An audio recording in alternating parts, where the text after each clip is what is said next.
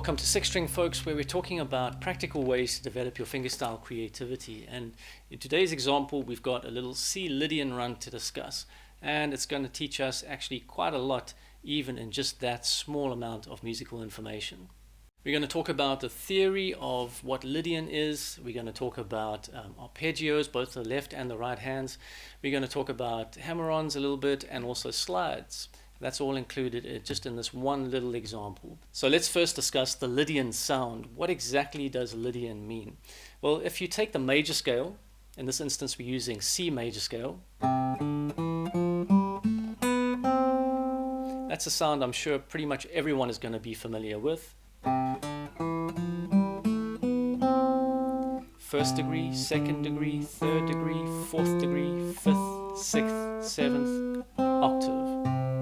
If you take the fourth degree and raise that by a semitone or half step, depending on where in the world you live, then you will have a Lydian scale.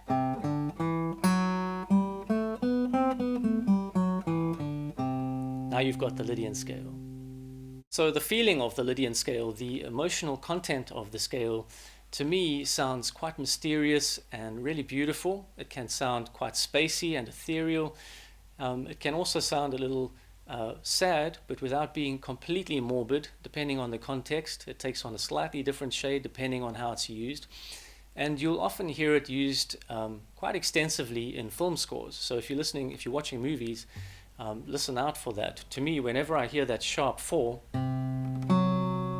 it really jumps out at me and I instantly know, oh yes, they're using the Lydian mode. Alright, so instead of just playing through the C Lydian scale or C Lydian mode, what we're going to do instead is take the C major arpeggio and make it into a C Lydian arpeggio. Now, arpeggio is just a fancy way of saying a broken chord. So if you take a C major chord like this, strummed, if you pick through it instead, you would be playing the C major arpeggio. So the fancy way of doing that would be like this.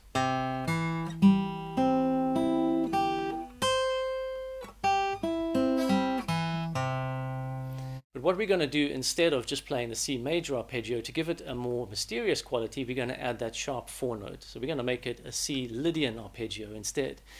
To do that, we're going to go like this. Okay, we're going to start on the C with your second finger. It has to be the second finger because we need to get to this note on the second fret of your D string after it. We're going to play these two with your right hand's thumb, right?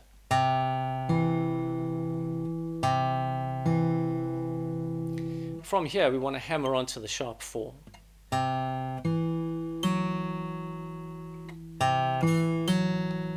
So depending on what stage of development you're at, that might in itself be a workout for you. From there, we're going to slide that sharp 4 up to the 5th fret. Again, that's a nice little workout all on its own. It will teach you hammer-ons and slides all in one movement.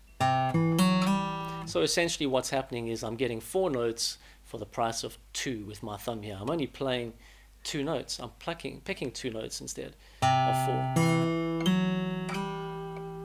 And that gives it a more fluid, sort of flowing quality. Now the next part of the example, we want to flatten this third finger. That's how I do it anyway. That's the most comfortable way of doing it for me. And we want to play, so we've already got to here. Once we've slid up to this note, flatten that finger and play the other 2 notes of that, essentially like an A chord, which has been moved up 3 frets. Use your first and second fingers to play the G and B strings respectively. So far we have this. That might be a real challenge depending on where you are in your development. If you can do that, then the next step is sure to give you a bit of a run for your money, because we got to reach back to the sharp 4 note again, the F sharp on the 2nd fret. And I'm picking that with my ring finger. Okay, so once again a hammer on, second finger is going to hammer onto the 3rd fret.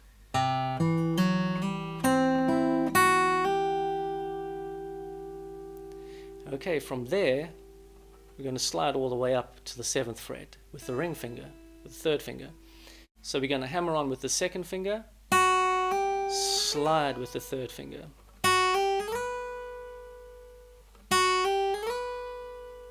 And that gives it a really nice slidey feel, right? And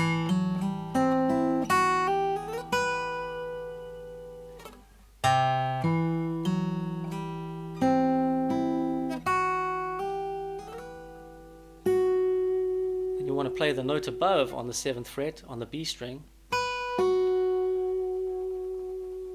If you want, you can do this little hammer on. So I'm hammering on, pulling off with the second and third fingers. Doing a double pull off, hammer on, pull off, slide. That's another really good exercise. So far we have this.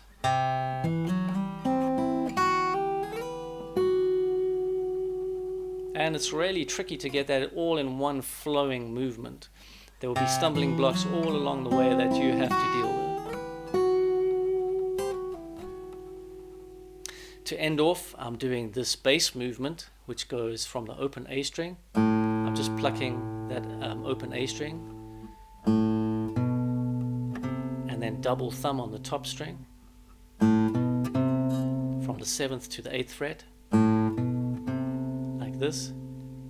And then what I'm doing is playing a major 7 sharp 4, sharp 11 really, a C major 7 sharp 11, and I think I was doing an up strum, an up kind of a rake with my thumbnail to give it a little bit more drama, right? So we go, get the chord in place, and then rake up with your thumb. So all in all, really slowly, what we've got is this.